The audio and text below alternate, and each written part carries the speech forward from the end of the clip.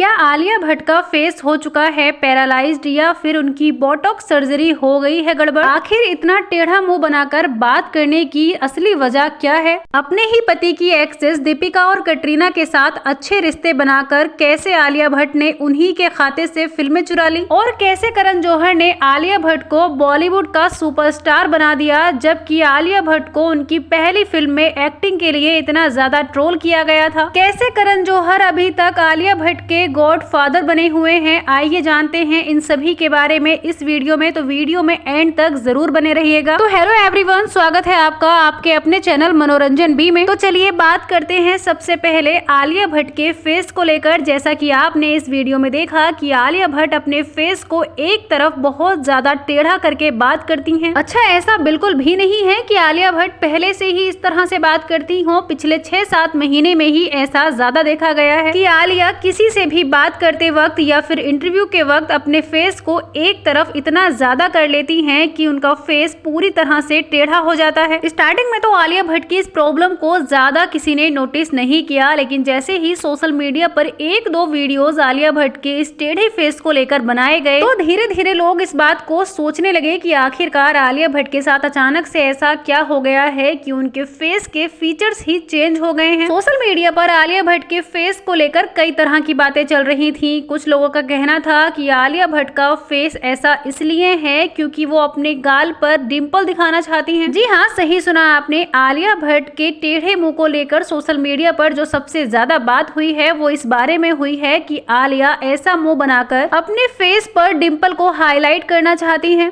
आलिया के फेस को लेकर सोशल मीडिया पर कई तरह के मीम्स भी काफी वायरल हुए, जिसमें लिखा था कि मुंह इतना टेढ़ा मत बनाओ, डिंपल फिर भी नजर नहीं आ रहा है। तो किसी ने कहा कि कितना भी क्यूट बनने की कोशिश कर लो पर तुम क्यूट नहीं लग सकती हो। सोशल मीडिया पर ये सब बातें चल ही रही थी कि आलिया भट्ट के फेस को लेकर एक डॉक्टर ने वीडियो बनाया और उन्होंने आलिया के फेस को पॉइंट आउट करते हुए कहा कि आलिया जानबूझकर अपना फेस ऐसा नहीं बनाती हैं, बल्कि सच तो ये है कि आलिया ने बोटॉक्स सर्जरी कराई है जो गलत हो गई है, जिसकी वजह से उनके फेस का एक हिस्सा पैरालाइज्ड हो चुका है और इसीलिए आलिया भट्ट जब भी बात करती हैं तो उनका फेस एक तरफ बहुत ज्यादा टेढ़ा हो जाता है। आलिया भट्ट की ट्रोलिंग सोशल मीडिया पर जब हद से ज्यादा बढ़ गई तो आलिया भट्ट ने सोशल मीडिया अकाउंट पर एक स्टोरी पोस्ट करते हुए कहा कि उनके फेस को लेकर जो भी बातें सोशल मीडिया पर हो रही हैं वो सरासर गलत हैं। दूसरों के बारे में बोलने से पहले एक बार जरूर सोचना चाहिए। आलिया भट्ट ने बताया कि उनके फेस पर उन्होंने कोई भी बोटॉक्स नहीं कराया है और ना ही उनको पैरालाइज्ड हुआ है। हालांकि आलिया भट्ट के इस स्टेटमेंट के बाद मैक्सिमम लोगों ने ये कहा कि आलिया ये सब इसलिए बोल रही हैं क्योंकि वो पब्लिक का ध्यान जिगरा मूवी से हटाना चाहती हैं। आपको बता दें कि जिगरा मूवी फ्लॉप तो हुई ही है, साथ ही आलिया भट्ट पर दिव्या कुमार खोसला ने ये आरोप भी लगाया है कि आलिया भट्ट और करण जौहर ने उनकी फिल्म की स्टोरी चुरा कर ये फिल्म बनाई है। सिर्फ इतना ही नहीं बल्कि करण जौहर और आलिया भट्ट ने फेक मूवी कलेक्शन भी बताया है।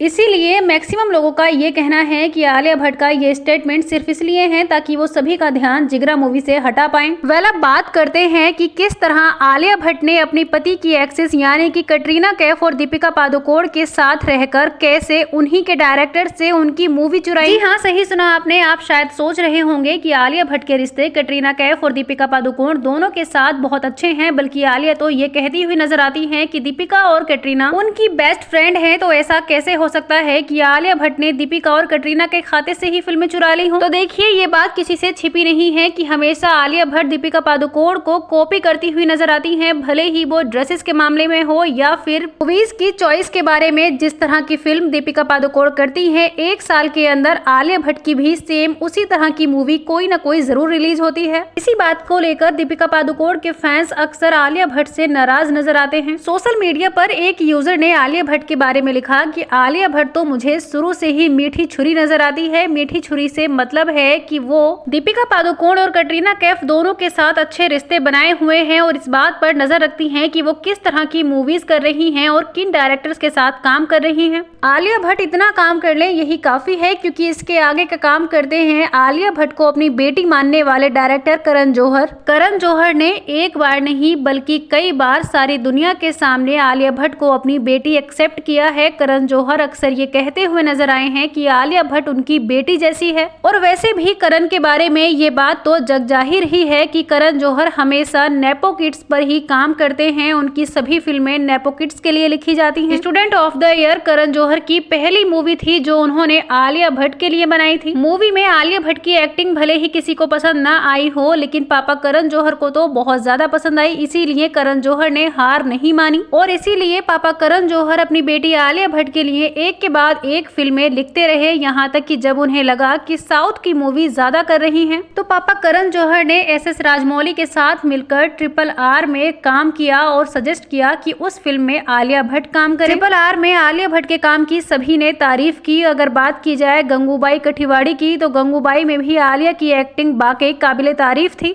पापा करण जौहर सोने को तपा तपा कर उसे खूबसूरत बनाकर ही माने। ऐसा बिल्कुल नहीं है कि करण जौहर को नेपो किड्स के साथ काम करने को लेकर ट्रोल ना किया जाता हो। करण जौहर को कई बार सोशल मीडिया पर बुरी तरह से ट्रोलिंग का सामना करना पड़ा है, लेकिन करण जौहर ने कभी भी अपनी गलती नहीं मानी, बल्कि वो तो ये कहते हुए नजर आते हैं कि मेरी फिल्म है, मैं लिखता हूँ, मेरा जिसे मन करे मैं उसे फिल्म में लूंगा। यहाँ तक कि एक बार एक रिपोर्टर ने पूछा कि आप आलिया और करीना को कैसे डिस्क्राइब करेंगे, तो करण जौहर ने कहा कि करीना कपूर जहाँ एक तरफ मेरी बहन है तो वहीं आलिया भट्ट मेरी बेटी है। आलिया भट्ट पर एक या दो नहीं बल्कि कई बार ये आरोप लगाया गया है कि वो कटरीना और दीपिका के डायरेक्टर से मूवी चुराती हैं। पिछले कई सालों में ये देखा गया है कि आलिया भट्ट की सक्सेस बॉलीवुड में वाकई काबिले तारीफ है, जिसका श्रेय उनकी एक्टिंग के साथ साथ पापा करण जौहर को तो जाता ही है, लेकिन सबसे ज्यादा इम्पोर्टेंट है उनकी स्क्रिप्ट चॉइस। DDLJ कुछ कुछ होता है जैसी ना जाने कितनी ही सुपर हिट फिल्में देने वाले करण जौहर पर इस बात को लेकर तो शक बिल्कुल नहीं किया जा सकता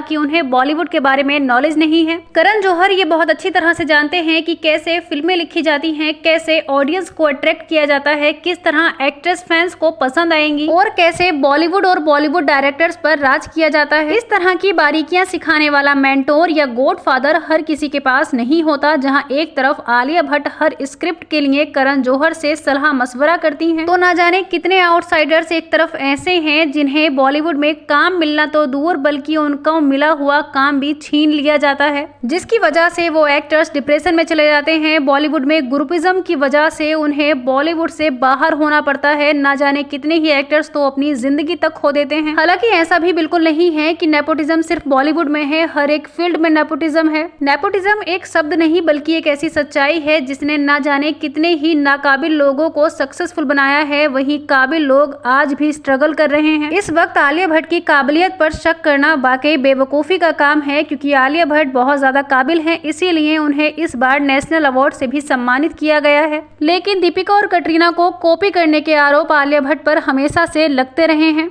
आपको क्या लगता है कि क्या सच में आलिया भट्ट दीपिका और कटरीना को कॉपी करके बॉलीवुड में सक्सेसफुल हुई हैं, या फिर करण जौहर का उनकी सक्सेस में कितना हाथ है? वीडियो पसंद आया हो तो लाइक करें। बॉलीवुड और टीवी से जुड़ी हर खबर के लिए सब्सक्राइब जरूर कीजिए।